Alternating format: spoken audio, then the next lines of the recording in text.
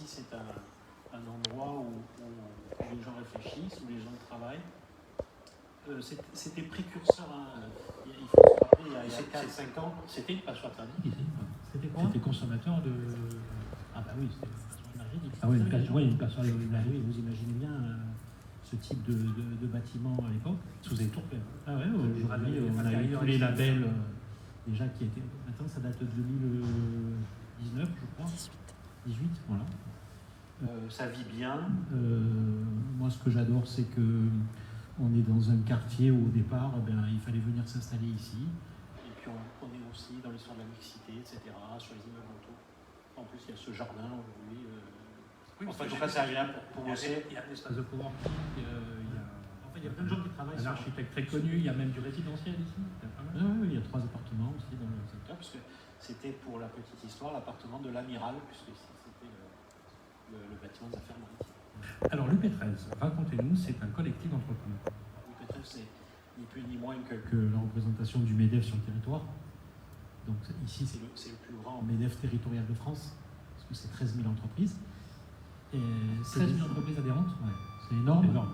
Ouais. Alors, c'est un peu triché de dire ça, parce qu'il y a beaucoup d'entreprises en direct, et puis il y a les fédérations aussi qui sont fondatrices de ce mouvement, dont la Fédé du bâtiment. C'est pour ça que c'est important, parce qu'on aussi, à travers cette interpro, on peut se battre sur des sujets sur lesquels on est en désaccord avec les pouvoirs publics. Alors, j'en profite pour rebondir sur ce que disait l'élu tout à l'heure, par exemple, aussi.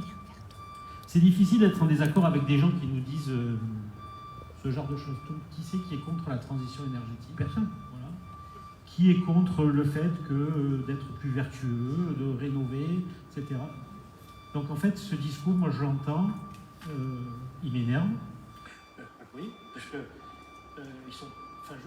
c'est trop facile de dire ça. Ce qui se passe par contre sur le terrain, c'est que si vous allez au tribunal de commerce, vous avez des entreprises qui sont en train de déposer les unes après les autres. Vous avez un gros problème de compétence, vous en parliez monsieur, sur toutes les entreprises qui travaillent pour nous, les électriciens, les plombiers, les étancheurs, le gros œuvre, enfin tout le... Oui, vous êtes typiquement donneur d'ordre de toute une filière. Il faut savoir que si quand vous n'allez pas bien, c'est toute la filière de la construction qui va pas me rendre là-dessus. Bien sûr. Mais à la limite, si les maîtres d'ouvrage vont pas bien, c'est quoi? Je vais pas pleurer. Les maîtres d'ouvrage, on a au moins cette faculté, c'est d'avoir une flexibilité, une résilience. Néanmoins, ce qui me fait le plus souci, c'est les gens qui travaillent dessus. Et on parle de lien social toute la journée, et en fait, c'est facile de dire tout ça. Simplement, moi, ce que je veux dire, c'est que je suis contre une révolution énergétique. Ce qu'ils sont en train de nous faire, c'est une révolution énergétique, c'est-à-dire que potentiellement, en 1 an, 2 ans, on doit passer d'une industrie peut-être archaïque, c'est vrai, à l'industrie de demain où on n'a pas les bonhommes. Il va falloir les former, tous ces gens, etc. On a des élus qui vont... Moi, je vais être sympa parce qu'après, si je commence à monter, je me monte tout seul, après je dis des bêtises. Mais non, mais plus aucune décision on va dire, qui va dans le bon sens. Des fonctionnaires qui se sont coupés du terrain, et du coup, eh bien aujourd'hui, on vit une révolution. C'est-à-dire qu'aujourd'hui, on a décidé, pour moi, de couper la tête de plein de gens. Mais ils ne s'en rendent pas compte, hein, parce qu'ils pensent qu'ils ont raison.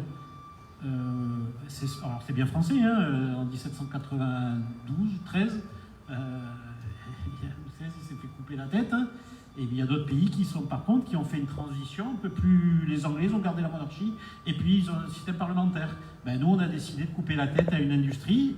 On aurait pu faire une transition énergétique sur 10 ans, 15 ans, parce qu'on est tous pour la transition énergétique. Regardez, là, moi je fais passer l'humain avant l'escargot, par exemple. Vous voyez ce que je veux dire? Il y a plein de choses comme ça. Je comprends ce que vous dites, Stéphane. Ce que vous dites, en fait, concrètement, c'est que vous vivez, et ça, il faut être très clair, et d'ailleurs c'est dit dans tous les contenus autour de la massification de la révolution énergétique, c'est l'inflation normative. L'inflation normative, elle est délétère. D'ailleurs, vous êtes elle est dingue, hein. La FEB, la CAPEC, tous les organisateurs, à la fois politiques, corporatistes, disent la même chose. C'est important ce que vous dites, c'est vrai. Personne n'est contre la rénovation énergétique.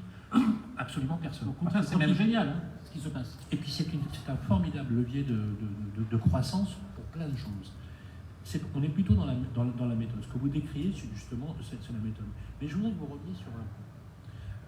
Vous représentez une force syndicale peu commune sur la région, vous l'avez rappelé tout à l'heure, avec l'UP13, vous avez plus de 13 000 entreprises. J'en suis que le vice-président. Oui, cette question, Stéphane, en tant que vice-président, et d'ailleurs, elle avait été reprise très largement par Patrick Martin lors de son élection à Longchamp, à la REF, l'an dernier, où nous étions présents. La question de la formation et de la transformation du métier est un point crucial. Vous êtes un donneur d'ordre, vous faites de la maîtrise d'ouvrage, vous êtes aujourd'hui au carrefour de tous ces usages, de tous ces besoins, résidentiels, tertiaires ou retail par exemple. La question de la formation se pose. Tout à l'heure, on discutait. Vous avez récupéré un chantier parce que l'entreprise que vous avez mandatée, elle a déposé le bilan pendant le chantier. Vous avez été obligé de reprendre. Donc du coup, ça vous a obligé, par exemple, à opérer. Est-ce que justement, le fait de transformer, de mieux recruter, de mieux former, pourrait améliorer, par exemple, la qualité, ne serait-ce que managériale des entreprises?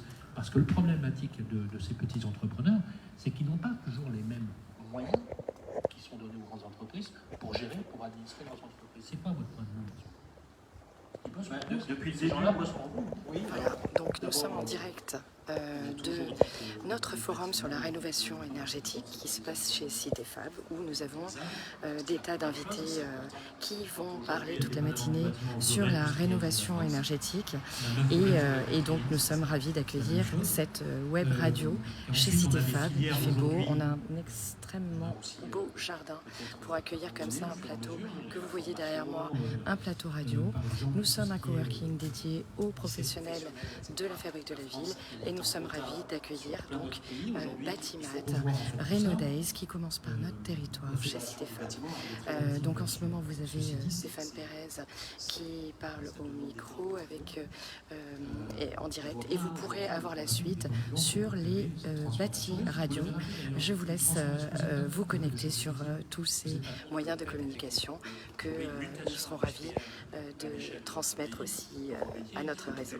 À très bientôt et venez nombreux au sein du jardin pendant toute la matinée pour parler rénovation énergétique et discuter, interroger toutes ces personnes qui sont là.